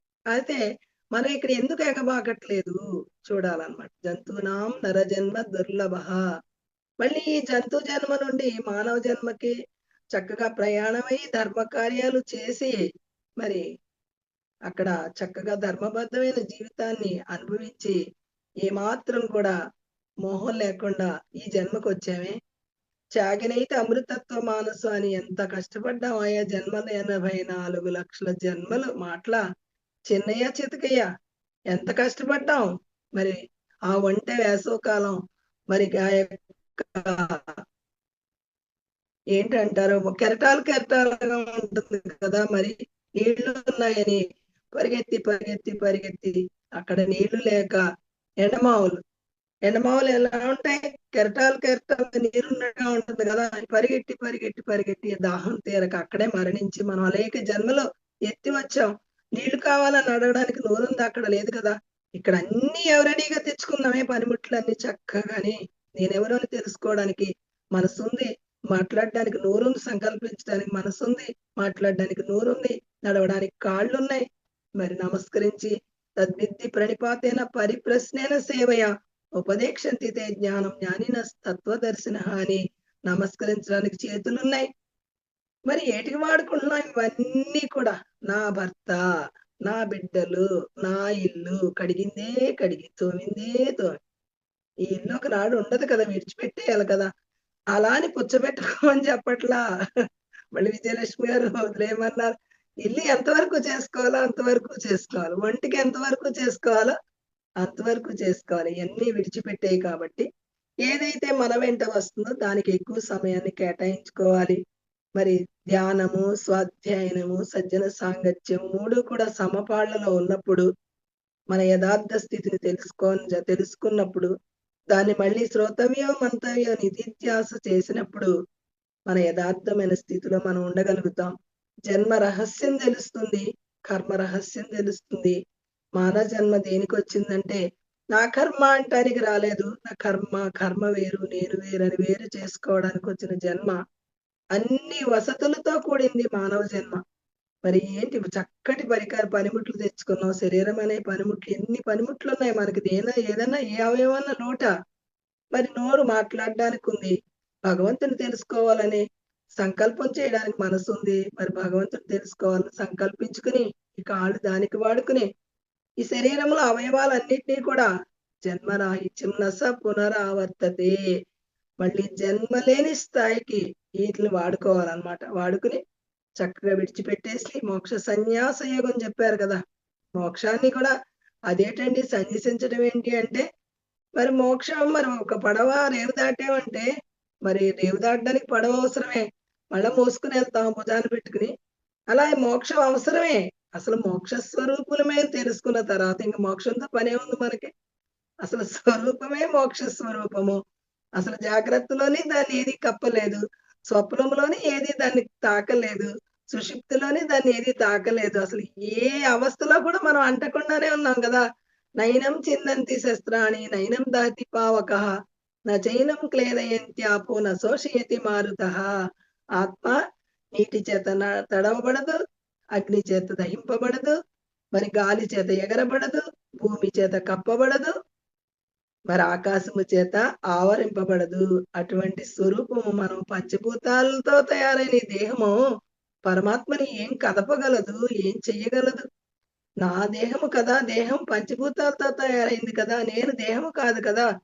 ఇదేమో మరి ప్రకృతి, నేను పరమాత్మని. ఇది జడము, నేను చైతన్యము.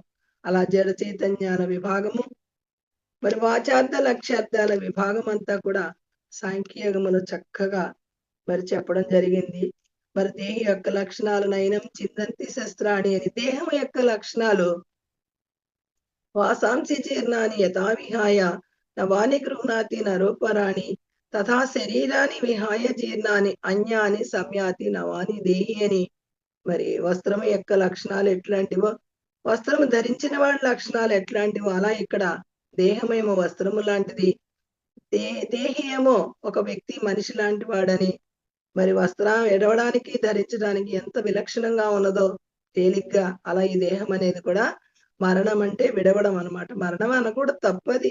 చాలా సిగ్గు అనిపిస్తుంది ఆ పదం పలకడానికి. మరణము లేదు, జననము లేదు. చొక్కా తొడుక్కుని రావడం ఏంటి, గర్భంలో చొక్కా తొడుక్కోవడం ఏంటి. కాబట్టి అది జననం అనుకోవట్లా మనం. పుట్టాడు పుట్టాడు పుట్టాడు, ఏది పుట్టిందో తెలియట్లా. మరి అసలు తల్లి ఏమన్నా కన్నదా? ఆడెంత తెలివిగలవాడు, ఎంత ప్రయాణం చేసి బయటకొచ్చాడు. చిన్న బుడ్డోడు తల్లి దగ్గరికి వచ్చి ఒళ్ళో పడుకుని గత జన్మలో ఎక్కటిన బాకీలు కదా అవన్నీ కూడా. రుణానుబంధ రూపేణ పశువు పత్ని సుతులు ఆలయము. ఆ బిడ్డ నవ్వుతూ ఉంటాడనమాట. అప్పుడైతే ఎగ్గొట్టావు కదా, అసలు నన్ను మాట్లాడనివ్వలేదు, నా మాటకు సమాధానం కూడా చెప్పకుండా పారిపోయి దాక్కున్నావు కదా, ఇప్పుడెక్కడ దాక్కుంటావు? కరెక్ట్ గా నీ సంగతి చూస్తాలే, నేను మొత్తం వడ్డీతో సుద్ధ వసూలు చేస్తానని వాడు ఆలోచిస్తూ ఉంటాడన్నమాట. ఈ సంగతి తేలుస్తాను అని మలమూత్ర విసర్జన కూడా చేయకుండా తల్లిని ఏడుస్తూ ఉంటాడు అనమాట. సంగతి చూస్తానన్నాడు కదా, అది ఎగ్గొట్టిన బాకీ ఎదురుపడ్డది. భార్య అయినా భర్త అయినా బిడ్డలైనా మందట్లో కుక్కైనా కోడైనా ఆవైనా మరి ఏదైనప్పటికీ కూడా చాలా సిల్లీ లైఫ్, చాలా సింపుల్ లైఫ్ మంది. అంత భారం అంత బరువు ఏమీ లేదు అసలు. లేని బరువులు పెట్టుకుని లేని బాధలన్నీ ఆపాదించుకుని మరి మోస్తూ ఉన్నాడు మానవుడు. ఏముంది, చాలా సింపుల్ కదా. ఏముంది తెలుసుకుంటే అసలు ఏముంది, సృష్టికర్తలు అయిపోయాం కదా. ఒక చిన్న సంసారానికి మరి రాజులం కాదు, సృష్టికే రారాజులం అయిపోయాం అనమాట. ఆత్మజ్ఞానం అనేది భగవద్గీత ద్వారా తెలుసుకుంటే చాలా తేలికమైన మార్గము. మరి సందేహం అనేది ఏమాత్రం కూడా తెలుసుకున్న వాళ్ళకి ఉండదు.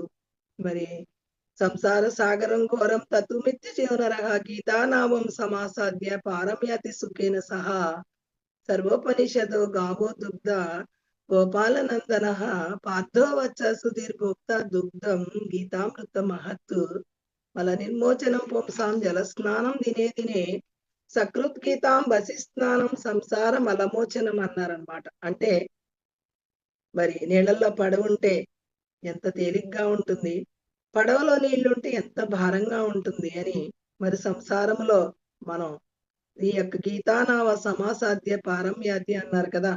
ఎవరైతే గీతని మరి ఫాలో అయ్యి గీతాధ్యానం చేస్తూ గీతను తెలుసుకుంటూ దాన్ని విచారణ చేస్తూ శ్రోతవ్యం మంతవ్య నిధిధ్యాస చేసుకుంటూ ఎవరైతే సంసారంలో ఉంటారో ఎంత తేలిక అయిపోతుందంటే నీళ్ళల్లో పడవలాగా అయిపోతుంది అనమాట. మరి నూరేళ్ల జీవితం క్షణభంగురం, క్షణంలో అయిపోయినట్టుగా ఉంటుంది జ్ఞానం తెలుసుకున్న తర్వాత. శరీరాదింద్రియాలు ఉన్నాయంటే భావనలో ఉన్నాయి తప్ప, బాహ్యంలో కనిపిస్తూ ఉన్నాయి తప్ప అసలు లేవు. ఎందుకంటే స్వప్నంలో మనం ఎంతో వ్యవహారం చేసి కన్ను విప్పిన తర్వాత మరి స్వప్నం ఏమన్నా కాళ్ళకు అడ్డపడదా? అక్కడ చక్రవర్తి పదవులు ఏమన్నా వచ్చాయా, లేకపోతే పిచ్చగాడి పదవులు ఏమన్నా వచ్చాయా కన్ను విప్పిన తర్వాత? అలా 3 అవస్థల్ని ప్రతి మానవులు వాడుకుంటూ ఉన్నారు తప్ప. అర్జున, నీకు 4వ అవస్థ గురించి బోధిస్తాను. అది ఆత్మీయ అతి బ్రాహ్మీ స్థితి, ఆత్మ యొక్క స్థితి. 3 అవస్థల్లో రోజు మేలుకుంటున్నాయి ప్రతి జీవులు కూడా, వెళ్తూ ఉన్నాయి, మేలుకుంటూ ఉన్నాయి, నిద్రకెళ్తున్నాయి, వెళ్తున్నాయి, వస్తున్నాయి, వెళ్తున్నాయి, వస్తున్నాయి. కానీ తురీయ అవస్థలో ఏ మానవులు కూడా మేలుకోవట్లేదు. నువ్వు నిద్దట్లో ఇప్పుడు నువ్వు ఇంతసేపు ఏడుస్తూ ఉన్నావు, నువ్వు ఇన్ని మాటలు మాట్లాడావు, నాకు కలవాట్లులాగా వినిపిస్తున్నాయ్యా. అందుకే ఉత్తిష్టతు ఉత్తిష్టతు మేలుకో అర్జున. మరి మేలుకో అంటే అదేంటి, నిద్రపోతూ ఉన్నవాడిని మేలుకోల్పాలి తప్ప మెలకుగా ఉన్నవాడిని లేపడం ఏంటి అని నవ్వుతాడు. మరీ ఎటకారంగా ఉంది నీకని అర్జునుడు కృష్ణుడు. అరే, స్వరూపంలో నిద్రపోతున్నావయ్యా నువ్వు, జాగ్రత్తలో నిద్రపోతున్నావు, తురియంలో మేలుకో. జాగ్రత్తలో స్వప్నంలో మేలుకో. తురియావస్థ అనేది ఒకటి. నేను మేలుకున్నాను కాబట్టి మరి నవ్వుతున్నాను, ప్రతిదీ కూడా చాలా ఈజీగా తీసుకున్నాను. అలవాట్లు పడుతున్నావు. నేనేమో మెరాకలు ఉన్నా, మేలుకున్నాను, అన్ని మాటలు నాకు ఎట్లా అనిపిస్తాయి అని నిద్రపోతున్నాడు కదా, అలవాట్లు పడుతున్నాడు కదా, అలా ఏడుపులు ఎందుకు అలవాట్లే కదా అని నవ్వుకుంటున్నాను. నా నవ్వులు అంతరాత్మ అని చెప్పడం జరిగింది అనమాట. ఓకే, టైం అయిందేమో చూడమ్మా. కొంచెం ఒక గోరు మనంత సూది మనంత చెప్పినట్టుగా ఉంది నాకైతే. ఆ భగవద్గీత అనంతం కదా, దాన్ని ఎన్నాళ్ళు చెప్పుకున్న తరవీరు ఉండదు. అది చాలా చక్కగా చెప్పారమ్మా. మనం రోజు తెలుసుకుని అద్భుతంగా చెప్పే ఎన్నో క్లాసులు ఈరోజు ఒక క్లాస్‌లో మొత్తం చెప్పేశారమ్మా. ఆ తన్మాత్రలు అదంతా కూడా అసలు ఆత్మతత్వం గురించి, ఆ దేహి ఏది, దేహం ఏది, జనన మరణాలు దేనికున్నాయి, ఆ ఆకలి దప్పికలు దేనికున్నాయి, ఆ అవస్థల గురించి గాని, ఆ గుణాల గురించి గాని, అది ఆత్మ అనేది కప్పబడింది కాదు. అదనేది జస్ట్ ఒక పొరలాగా అంటే దాంతో మనము ఆత్మతత్వం అనేది తెలుసుకున్నప్పుడు ఎంత మటిమాయమైపోతాయని చెప్పని. ఈరోజు చాలా క్లియర్‌గా అర్థమైంది. మా 5 జ్ఞానేంద్రియములు, 5 కర్మేంద్రియములు, 5 పంచవాయువులు, 5 తన్మాత్రలు, 4 అంతఃకరణ వృత్తులు అయన్నీ చాలా క్లియర్‌గా అర్థమయ్యాయమ్మా. ఈరోజు బాగా అర్థమయ్యాయి. ఇన్ని అంటే సార్లు వింటే ఈరోజు బాగా అర్థమైంది. తన్మాత్రలను ఎందుకు అనాల్సి వచ్చిందంటే 5 తన్మాత్రలు ఉన్నాయి కదా, అందుకని స్థూలంలో ఉన్న ఇప్పుడు మళ్ళీ ఇంద్రియాలు 2 కలిపితే బాగోదని చెప్పి కేవలం మొత్తం స్థూల దేహంలో పనిముట్లన్నిటిని కూడా తన్మాత్రలు అన్నారు. అంటే ఎప్పుడైతే సూక్ష్మానికి వెళ్ళినప్పుడు శబ్ద స్పర్శ రూపరస గ్రంథాదులు విడిచేస్తున్నాం కదా, అక్కడ ఓన్లీ ఇంద్రియాలు మాత్రమే ఉన్నవి కాబట్టి ఇంద్రియాలు అనాల్సి వచ్చింది అనమాట. శబ్ద తన్మాత్రలతో కలిసి ఉన్నవి కాబట్టి తన్మాత్రలు. ఇట్లా గోళకములు అన్నారనమాట. స్థూల దేహంలో 24 గోళకాలు, సూక్ష్మ శరీరంలో 17 ఇంద్రియాలు, కారణ శరీరంలో ఇంద్రియాలు లేవు కదా, తాను మాత్రమే ఉన్నాడు కదా. కానీ అది కూడా జాగ్రత్త అవస్థ అజ్ఞానమే, స్వప్నావస్థ అజ్ఞానమే, సుషుప్తి అవస్థ కూడా అజ్ఞానముతో కూడిన హాయే తప్ప అది నిజమైన హాయి కాదు. ఎవరైతే ఏ జాగ్రత్త అవస్థలో సుషుప్తి అవస్థలో ఎట్లా ఉన్నాడో ఏమీ లేకుండా అలా ఇక్కడ అన్ని ఉండగా ఈ జాగ్రత్త అవస్థలో ఎవరైతే ఉంటారో అది తురియ అవస్థ.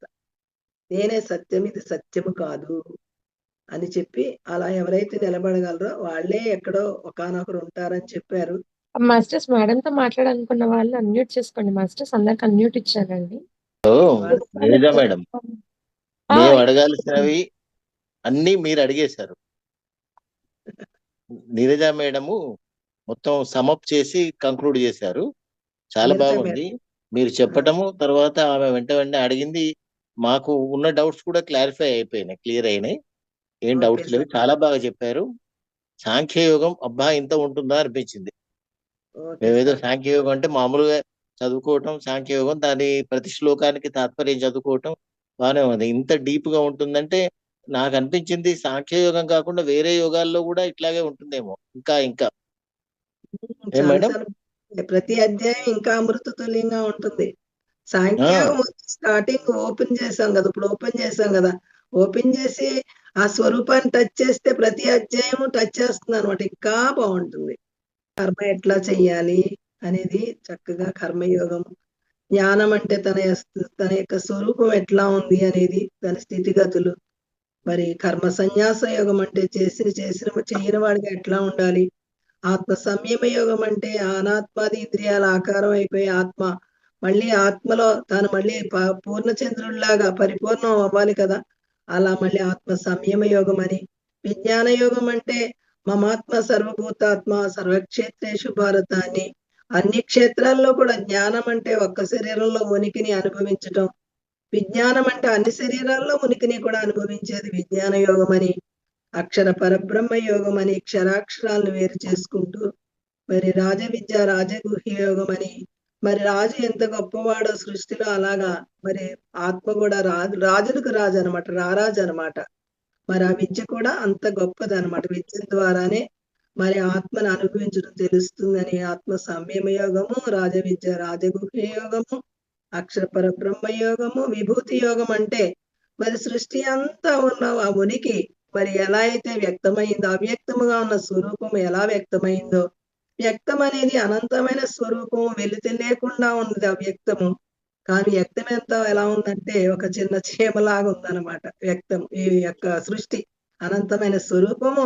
ఆ బ్రహ్మ భువనాల లోకాలు కూడా మనం వ్యాపించి ఉన్నాం, వ్యాపక స్వరూపము కదా మనం. మళ్ళీ ఆ వ్యాపక స్వరూపములో ఈ యొక్క ప్రకృతి ఎలా ఉందంటే చాలా ఉపాధిగా మరి ఆ విభూతులు అక్కడ అందుబాటులో ఉన్నాయన్నీ కూడా. మరి అక్కడ గోవును నేనే, మరి వ్యాఘ్రాన్ని నేనే, సముద్రాన్ని నేనే, మరి నదిని నేనే, గంగా నదిని నేనే, అర్జునుడు నేనే, మరి ధర్మరాజు అలా చెప్పడం జరిగింది అనమాట. అందుబాటులో ఉన్నాయి. గుర్రం నేనే, ఏనుగు నేనే, వాసికి అంటే సర్పము నేనే, అక్కడ అందుబాటులో ఉన్నాయని చెప్పారు. కానీ సృష్టి అంతా తన స్వరూపమే అని విభూతి యోగం ద్వారా తెలియపరచడం జరిగింది. విశ్వరూప సందర్శన యోగం అంటే విశ్వమంతా కూడా సూది మోప సందు లేకుండా నా స్వరూపమే ఉందని, నా ఉనికే ఉందని అట్లా చెప్పడం జరిగింది. మీకే థ్యాంక్ యూ సార్. మాస్టర్స్ ఇంకెవరైనా మాట్లాడతారా అండి? మార్నింగ్ మేడమే చెప్తున్నారు సార్ సెషన్. ఒకవేళ మీకు కుదిరితే జాయిన్ అవ్వచ్చు సార్. ఈ మేడమే చెప్తున్నారు రోజు 6 to 7 ఉంటుంది సార్ మార్నింగ్. రోజు భగవద్గీత ఈ శ్లోకాల గురించి అదంతా కూడా అంటే ఆత్మ విచారణ, ఆత్మబోధ, బ్రహ్మజ్ఞానం గురించి చెప్తున్నారు. అన్మ్యూట్ చేస్తాను. హలో హలో అమ్మా. హలో మా ఇవాళ ఈరోజు కనెక్ట్ అయ్యింది మా ఓకే, థ్యాంక్ యూ అమ్మా. చాలా బాగుంది మా క్లాస్. ఎలా ఉంది క్లాసు? బాగుంది మా. ఓకే, థ్యాంక్ యూ అమ్మా. థ్యాంక్ యూ మా. క్లాస్ చాలా బాగుంది మా. బాగా అర్థమైంది, బాగా చెప్పారు కూడా. ఓకే, రోజు వింటూ ఉన్నాం కదా మా. వింటూ ఉండడం వల్ల ఈ రోజు ఇంకా బాగా అర్థమైంది. థ్యాంక్ యూ మా. ఓకేరా, థ్యాంక్ యూ అమ్మా. అది మాస్టర్స్ ఇంకెవరైనా మాట్లాడతారా అండి? ఉషశ్రీ అక్క, మాస్టర్స్. శ్రీధర్ సార్.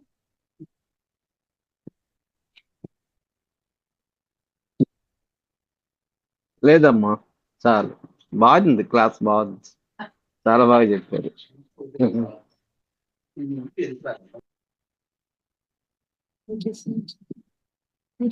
ఇంకెవరైనా మాట్లాడతారా మాస్టర్స్?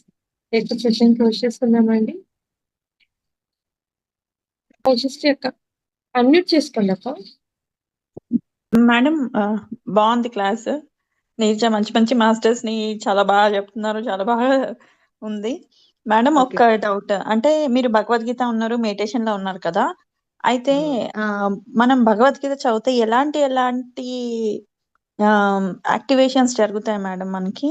భగవద్గీత చదివితే మరి ఏ వస్తాయి అనేది, ఆరోగ్యం సరైపోతుంది, ఏ వస్తాయి అనేది కాదనమాట. మన అనంతమైన తత్వాన్ని మనం తెలుసుకోవడం జరుగుతుంది తప్ప ప్రకృతి పరంగా ఏ వస్తాయి ఏ సరవుతాయి అనేది కాదు. మోక్షం అనమాట.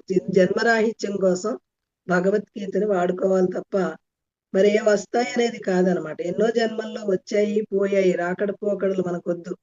కానీ అసలు జన్మే వద్దనే స్థాయికి తీసుకెళ్లేది భగవద్గీత. జన్మ రాహిత్యం అనమాట. ఏది పుడుతుందో అది మళ్ళీ పుట్టకుండా చేసేదే విషజే భవరోగినాం అన్నారు. బిషక్ అనే మందు భగవద్గీత అంతా కూడా మెడిసిన్ అనమాట. మరి ఈ మెడిసిన్ ఎవరైతే వాడతారో వాళ్ళకి భవరోగ నిర్మూలన అయ్యి మళ్ళీ నస పునరావర్తతే, పుట్టక అనేది లేని స్థాయి. ఇది హైయెస్ట్ భగవద్గీత పిహెచ్డి స్పిరిచువాలిటీలో. మరి భగవద్గీత ఎప్పుడైతే అనుభవపూర్వకంగా తెలుసుకున్నామో మనకి సృష్టిలో సందేహం అనేది ఒక అణువంత కూడా ఉండదన్నమాట. అది భగవద్గీత యొక్క సారాంశం. ఏదో వస్తుందని కాదు, మరి ఈ సామాన్యం కాదు. కొన్ని అట్లే వస్తాయి పోతాయి, కానీ వచ్చేది కాదు పోయేది కాదు. ఏది వస్తుంది ఏది పోతుందని తెలుసుకునేది భగవద్గీత. ఆవిడ క్యాన్సర్ పేషెంట్ అన్నమాట. సో భగవద్గీత అంటే వీక్లీ ఒక శ్లోకం చదవడం, రాయడం అలా చేసిన తర్వాత తను కంప్లీట్ గా క్యూర్ అయిందంట. ఏమేమి వస్తాయి అని అడుగుతుంది. తాదృశి భావన సిద్ధిర్భవతి తాదృశి. మీ భావన ఎట్లా ఉంటే అట్లా జరుగుతుంది భగవద్గీత. మీ భావన ఏది మీ భావనలో ఉందో అది సిద్ధిస్తుందమ్మా. Okay okay ma'am, thank you ma'am, thank you. Okay అమ్మా, థ్యాంక్ యూ అమ్మా. Session close చేస్తున్నామమ్మా.